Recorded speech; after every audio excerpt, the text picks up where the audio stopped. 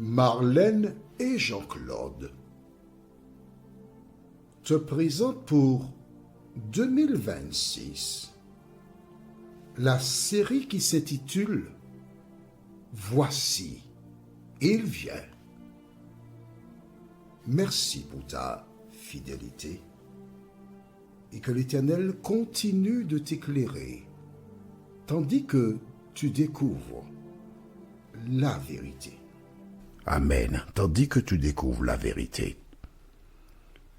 Quelle est la réponse? Point d'interrogation, chiffre 2.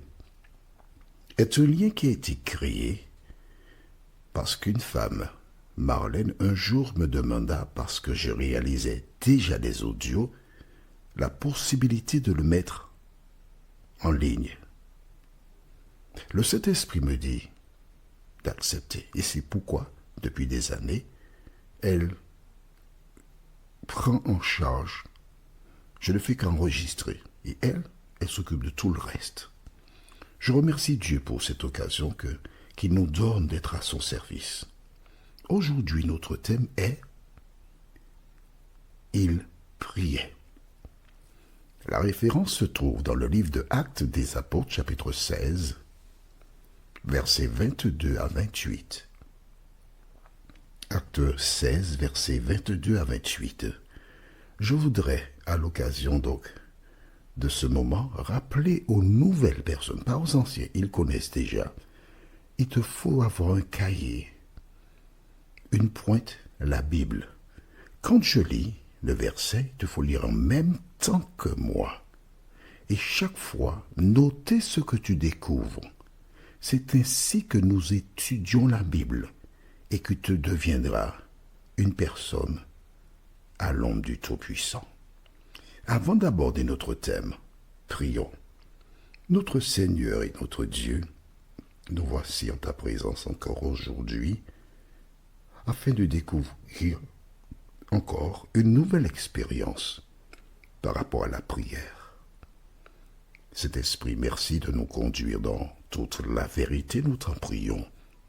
Au nom de Jésus et pour ta gloire éternelle. Amen. Nous avons vu pour Abraham, Agar, la prière du juste, faite connaître, et aujourd'hui il priait. Que s'est-il passé? Je vais te raconter. Garde ta page ouverte, hein? D'accord? Un jour, un homme qui s'appelle Paul a une vision. Il vit un homme qui disait « Passe à Macédoine et secours-nous ». Tu trouves ça dans le livre de Actes des Apôtres, chapitre 16. En recevant cette vision, il décida de se rendre à Macédoine sans tarder. Il rencontra d'abord un groupe de personnes juives qui avaient l'habitude d'aller près d'une rivière pour la prière, le sabbat. Et là, il rencontra donc des femmes qui étaient là, mais une Lydie écoutait attentivement, une seule dit la parole, et elle accepta le message et se fut baptisée, ainsi que toute sa famille. Ensuite, une jeune femme possédée les suivait depuis quelque temps, et, fatigué, Paul dit à cette femme, parce qu'elle était possédée, arrière, dehors, Satan, il chassa le démon. Sauf que cette jeune femme procurait des sous à ses maîtres parce qu'elle était esclave. Et une fois qu'il a chassé le démon, les propriétaires de cette jeune femme se saisirent d'eux, lui et son compagnon, et les emmenèrent sur une place. Ils mentirent pour les faire jeter en prison après avoir donné une raclée. Quand on les jeta en prison, on donna un ordre. Mais lisons plutôt à partir de cela. Nous lisons dans Actes chapitre 16, le verset 22 et suivant. Je ferai des commentaires entre les versets. Lisons. La foule se souleva aussi contre eux. Et les prêteurs, ayant fait arracher leurs vêtements, ordonnèrent qu'on les bâtît de verges, arracher les vêtements. Tu penses bien que lorsqu'on a fait cela, c'est pas par amour, parce que les propriétaires étaient en colère. Et là, Paul et Silas,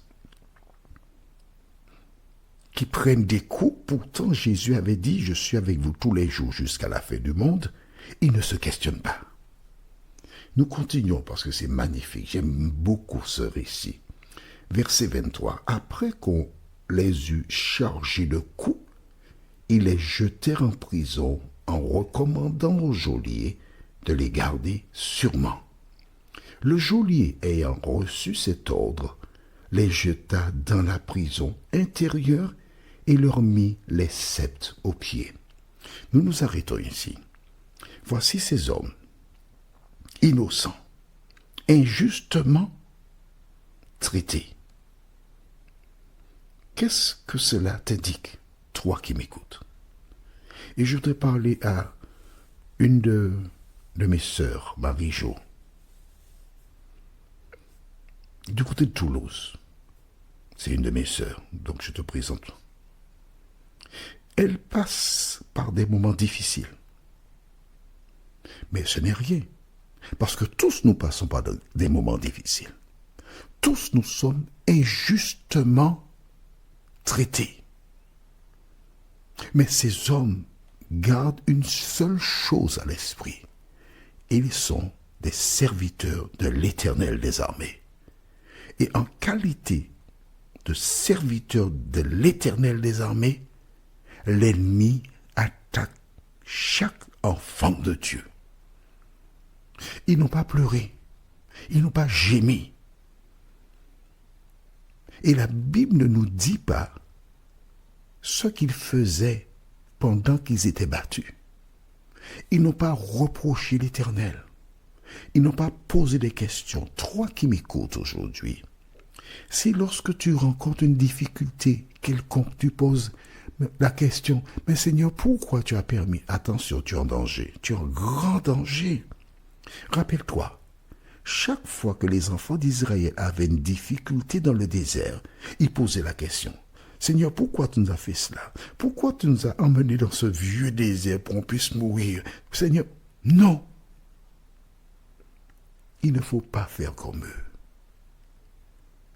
Il faut tout supporter et chanter même. Oui, tout est bien, parce que je sais que mon pilote me dirige. Il est avec moi. Que s'est-il passé? Donc le geôlier qui n'avait pas le choix, il était obligé de mettre les fers aux pieds parce qu'on lui a dit « Fais attention hein !» Et que faisaient Paul et son compagnon? Verset 25. Vers le milieu de la nuit, Paul et Silas priaient et chantaient les louanges de Dieu, et les prisonniers les entendaient. Quand une personne te dit « J'ai des problèmes, on m'a fait ci, on m'a fait ça », que dois-tu faire? Tu es docteur là maintenant. Que dois-tu faire? Quand une personne te dit « Ah, berger, pasteur, on a dit ça sur moi », qu'est-ce que tu dois faire? Tu prends l'un des cantiques de ta communauté, tu cherches un chant de réconfort, tu dis « Allons chanter ». Tu chantes le chant avec cette personne. Et quand tu as fini d'interpréter le chant avec elle, on chante ensemble, que dégages-tu de ce chant-là? Chaque berger devrait apprendre à sa communauté comment affronter les difficultés, les problèmes. Comment? Il chantait, il priait. Amen. Il chantait, il priait. À partir d'aujourd'hui, quand tu as un problème, à partir d'aujourd'hui, quand tu entends ou quelqu'un t'appelle pour dire, on m'a dit sur toi, dis non, je ne veux pas savoir. Je ne veux pas savoir. Parce que cette personne ne t'aime pas. La personne qui t'aime, qu'est-ce qu'elle fait? Elle chante, elle prie, dit Seigneur, c'est un mensonge. Alors viens en aide à ton enfant au nom de Jésus. C'est ce qu'elle fait. C'est pas par amour pour tout, quelqu'un que tu rapportes des paroles mensongères. Non. Chante et prie. Chante et prie. Et qu'est-ce qui s'est passé? Nous lisons la suite. Tout à coup, il se fit un grand tremblement de terre, en sorte que les fondements de la prison furent ébranlés. Au même instant, toutes les portes s'ouvrirent et les liens de tous les prisonniers furent rompus. Le geôlier se réveilla et lorsqu'il vit les portes de la prison ouvertes, il tira son épée et allait se tuer, pensant que les prisonniers s'étaient enfuis. Mais Paul cria d'une voix forte, « Ne te fais point de mal, nous sommes tous ici. » Lorsque Paul a eu la vision où l'homme disait « Passe à Macédoine et secours-nous », en fait c'était un bouquet. C'était pour Lydie, c'était pour délivrer cette jeune femme qui était possédée, mais c'était aussi pour cet homme. C'était aussi pour toi et moi, pour nous dire que toutes les fois que tu rencontres une difficulté, tourne tes regards vers Jésus de Nazareth. À partir d'aujourd'hui, cesse d'aller voir des gens pour leur faire part de ta difficulté. Paul et Silas étaient en prison. Ont-ils été vers quelqu'un? Non. Ils étaient en train de chanter et de prier. Mon souhait pour toi, c'est que tu pries et que tu chantes au milieu des épreuves.